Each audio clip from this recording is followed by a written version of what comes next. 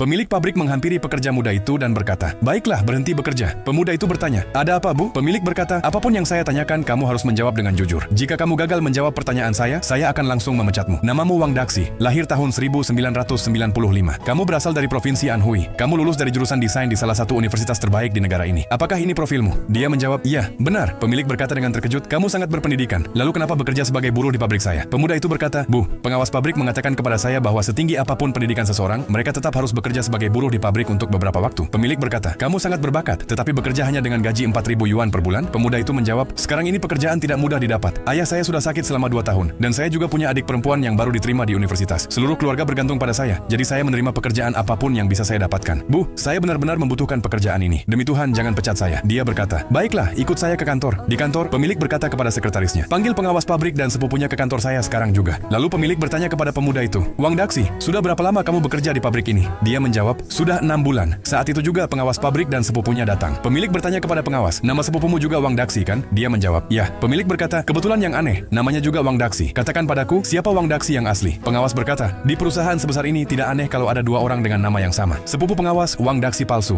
dengan bangga berkata, "Bu, saya adalah orang paling berpendidikan di perusahaan Anda. Semua desain dan proyek perusahaan dibuat oleh saya." Pemilik berkata, "Proyek khusus yang baru-baru ini menjadi sangat sukses itu. Jelaskan detail produknya." Sebenarnya, proyek itu dibuat oleh pemuda yang juga bernama Wang Daxi. Tetapi karena sepupu pengawas memiliki nama yang sama, dia mencuri semua penghargaan untuk dirinya sendiri. Sekarang, sepupu pengawas tidak bisa menjelaskan apapun tentang produk itu. Pemilik lalu bertanya kepada Wang Daxi yang asli. Dengan percaya diri dia menjelaskan manfaat produk, cara penggunaan, dan semua fiturnya secara rinci. Pemilik berkata, "Sekarang saya yakin proyek ini benar-benar milikmu. Mulai hari ini, kamu tidak akan lagi bekerja sebagai buruh. Mulai besok, posisi pengawas pabrik akan menjadi milikmu." Dia berterima kasih dengan penuh rasa syukur. Pengawas pabrik dengan marah berkata, "Bu, bagaimana dia bisa mengambil posisi saya? Dia cuma buruh desa." Dia berkata, "Diam. Kalian mendorong sepupumu yang tidak berguna ke depan dan mencuri hak orang yang benar-benar berbakat. Kalian memaksa seorang pemuda yang sungguh mampu bekerja sebagai buruh, sementara kalian duduk nyaman di kantor ber-AC." Pemuda ini menanggung ayahnya yang sakit dan adik-adiknya. Dia belajar bertahun-tahun dengan kerja keras, tetapi kalian menghancurkannya sampai jatuh ke tanah. Saya tidak mau mendengar argumen lagi. Kalian berdua, kemasi barang kalian sekarang juga dan tinggalkan perusahaan saya. Mulai hari ini, kalian berdua dipecat." Pengawas berkata, "Bu, saya sudah memberikan begitu banyak tahun untuk perusahaan ini, dan sekarang Anda memecat kami demi seorang buruh? Tidak akan ada yang mendukung keputusan Anda." Pemilik menjawab, "Bukan kamu yang menentukan siapa yang mendukung saya. Keadilan selalu hidup di hati manusia. Belajarlah menjadi manusia yang baik sebelum berbicara tentang jabatan dan gelar." Pemirsa, hari ini saya menyingkirkan 2 orang tidak jujur dari perusahaan demi Wang Daxi. Menurut kalian, apakah saya membuat keputusan yang benar? Bagikan pendapat kalian di kolom komentar.